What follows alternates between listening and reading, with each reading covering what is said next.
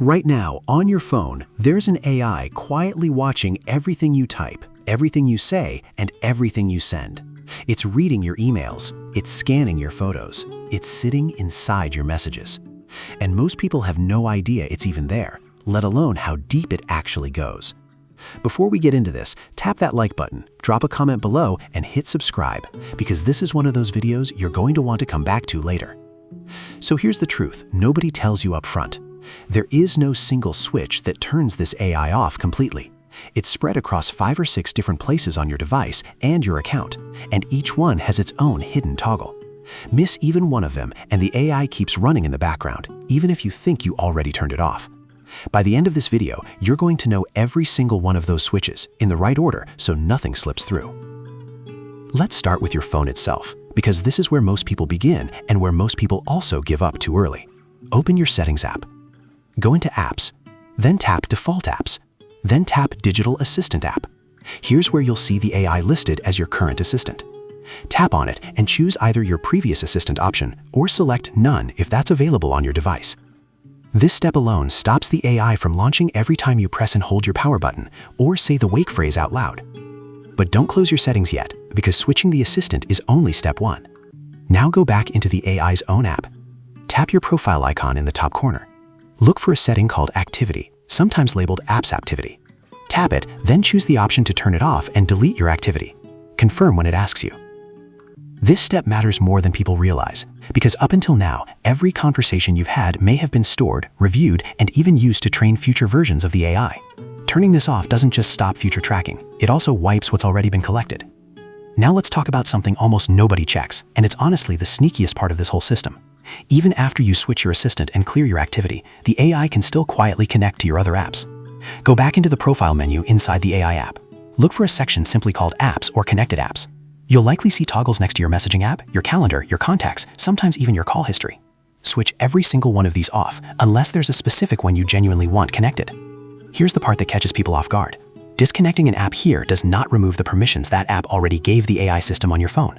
So even after you disconnect messaging, the AI might still technically have access to your contacts through a separate permission. To fully close that gap, you'll need to go into your phone's app permission settings separately and review what access has been granted at the system level, not just inside the AI app. Now let's move into something that affects almost everyone watching this, even if you never open the AI app at all. Open your email inbox in a browser. Click the gear icon in the corner. Go to See All Settings. Scroll down to General. Look for a checkbox labeled Smart Features. Uncheck it. Now here's the part almost every guide forgets to mention. There is a separate toggle for this same setting inside your broader account settings, completely outside of your email inbox. If you only turn off the one inside your email, the AI can still access your documents, your chat messages, and your video call summaries through that other setting. You have to turn off both, or you've only closed half the door. Now let's talk about your browser, because this next part surprised a lot of people when it came out. If you're using a certain popular browser on your desktop computer, there's a good chance a multi-gigabyte AI model has been quietly installed and running in the background without ever asking you directly. Open your browser settings. Type the word related to this AI into the search bar at the top of the settings page.